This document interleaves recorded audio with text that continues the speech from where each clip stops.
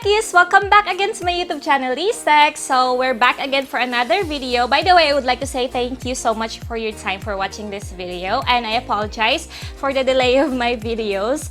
I have also been waiting for my smartphones to arrive, which I ordered online. And gladly, one of the smartphones I ordered online arrived yesterday. So, this time, techies, we are going to unbox another Infinix smartphone. Infinix Note 5 Stylus. This one is one of the most requested smartphone na gusto nyong i-review here in this channel. So, pagbibigyan ko na kayo. So, techies, I hope you guys will watch till the end because we are going to test its camera, its gaming performance, battery, and even its Antutu benchmark. We'll see how far this phone can offer for us, techies, and if it is really worth it for your money to buy.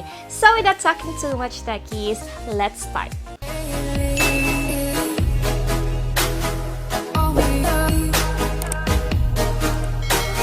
Ayan na guys, so this is the box of Infinix Note 5 Stylus. And as you can see, sa front niya is nandito yung image mismo ng smartphone. And excited ako makita siya later. And sa gilid nakasulat Android 1.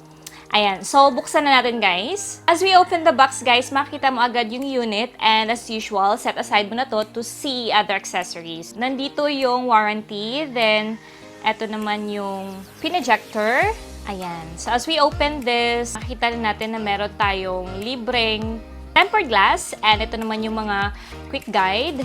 And wow, meron tayong free case, guys.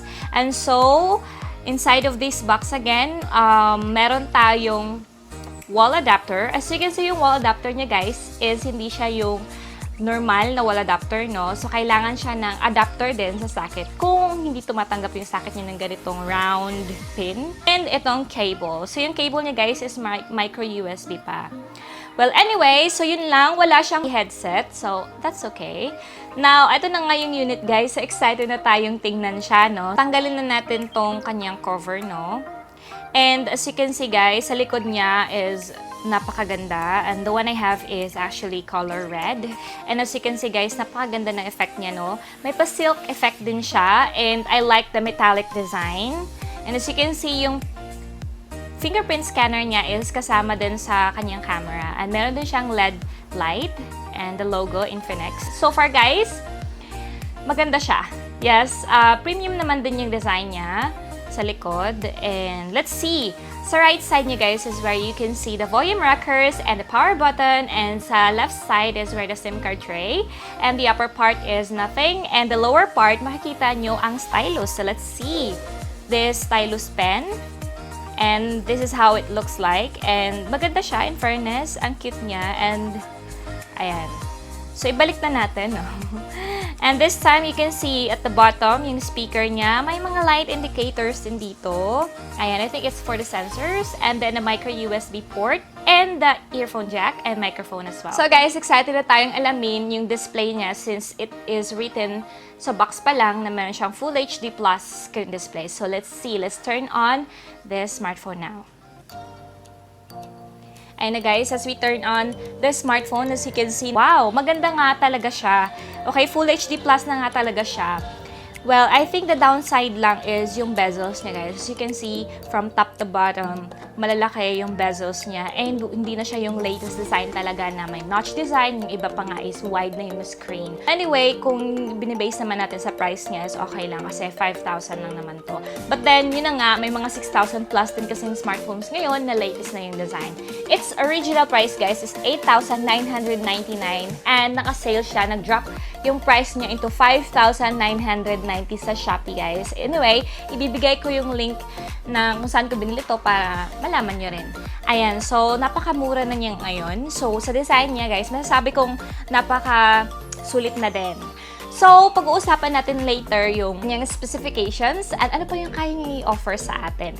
And so na guys, enjoy mo ninyo ang view ng kanyang screen display. As you can see there, maganda yung screen display niya, guys. Let's see then sa kanyang storage nyo, yung remaining storage niya since it has 64GB internal storage and meron siyang 4GB RAM.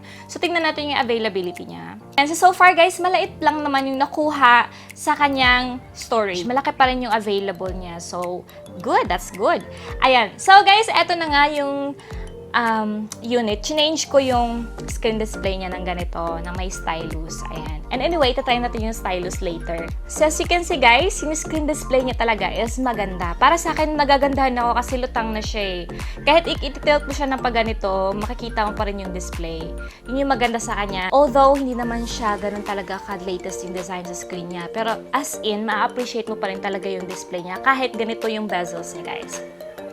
And look at the screen. It has 6 inches Full HD Plus screen display, and this whole smartphone is made out of metal. And yung resolution niya guys, it has 1080p by 2160 pixels. So kaya pala ganun kaganda yung screen display niya dahil sa resolution din niya guys. And this smartphone is measured 8.4mm thickness and meron siyang 190 grams. Kaya pala medyo mabigat siya.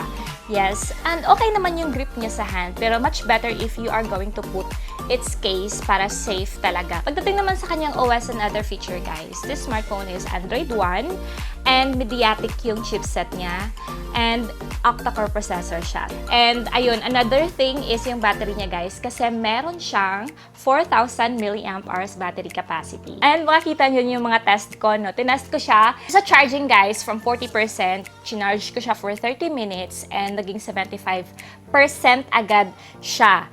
Okay, so medyo may konting kabilisan din, no, yung charging experience ko sa kanya. Sa draining naman guys, makikita nyo dyan from 100% of its battery life, we played games for 30 minutes.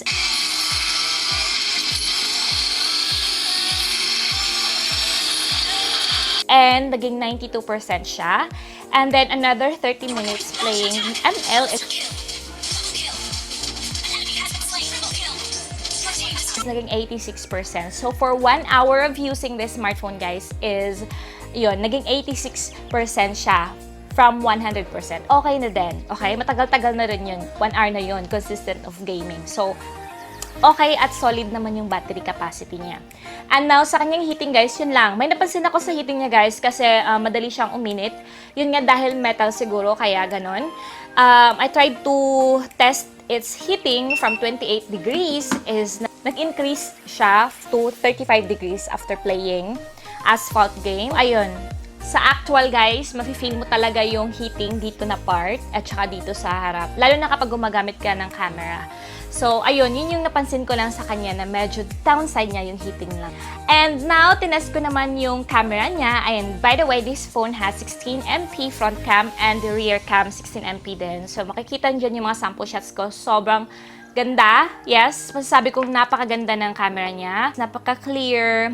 Pang social media uploads talaga yung mga shots niya, guys.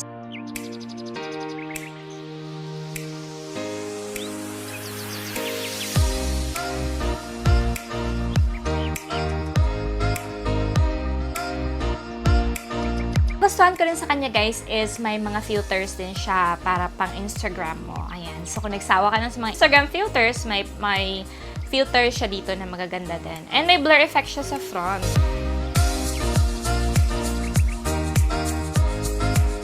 Okay, so now I'm testing its front camera, and as you can see there, the video quality is nice. And here, even sa dark side, like this, nag-a-adjust yung quality ng camera itself. And sa light naman, ganito siya.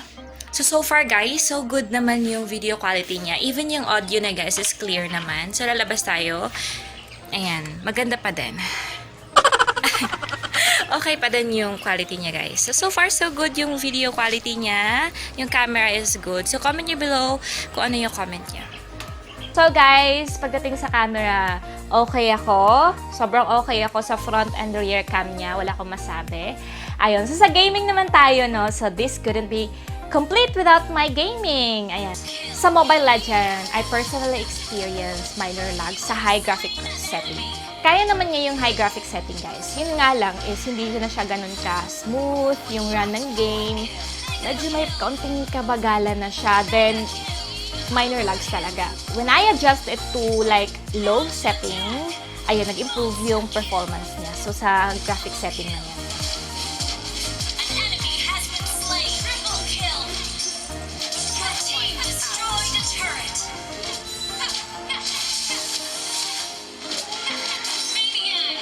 But anyway, sa performance niya sa gaming, kung hindi natin basahan yung mga setting nila, okay siya guys. Basta sa low or sa mid, wag lang yung high graphic.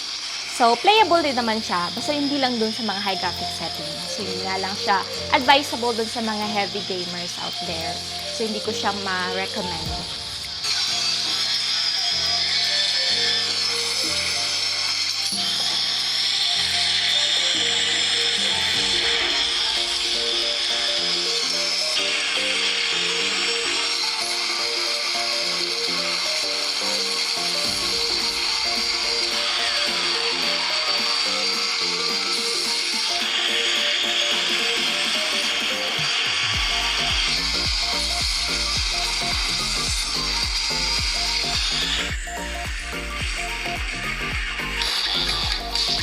So far guys, yun lang muna ang masasabi ko sa ngayon about this smartphone. And by the way, before we end this, ititest natin yung stylus. Pag tanggalin mo siya, ipipress mo lang siya, ganito. Kunwari ganyan, press niya lang. Ipipress mo lang to ganyan. And automatically, pag open mo, pag bukas mo ng screen, is, ayan, pupunta agad yan sa mga choices.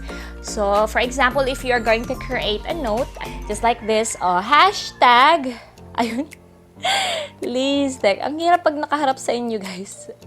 Ayan, napakapangit ng penmanship ko. Ayan, so nakasulat ako ng hashtag least text sa note na to. Okay siya sa akin. Nag-enjoy naman ako. So, may mga gusto kang sulat-sulat dito or art, pwede mo siyang gamitin, guys. Tinay ko rin siyang i-test yung fingerprint scanner niya. Kailangan mo siyang idiin.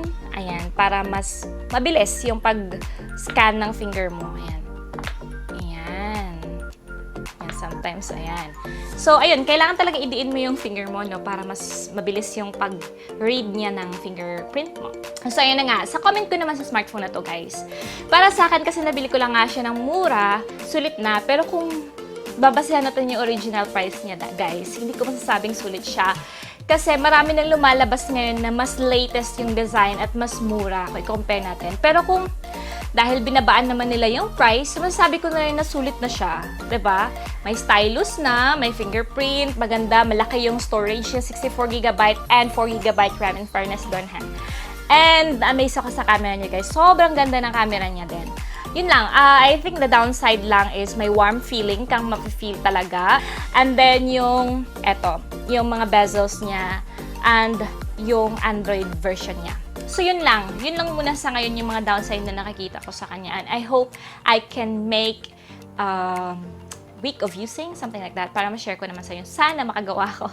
Ayun lang guys, thank you so much, techies, for watching this video. I hope you guys enjoyed. Don't forget to leave a thumbs up. And then comment below if you have, subscribe if you haven't, and share this video to your friends, lalo na sa mga naghahanap ng mga murang smartphone, lalo na ngayon naka-sale siya, guys. So, grab the opportunity na, guys. So, yan lang. And sa shoutout ko, ma-shoutout muna ako. Ayan. I am going to shout out J. Mark Simon. Hi, thank you so much for watching. And si Kian Duco. Hi, Kian. Thank you so much for watching.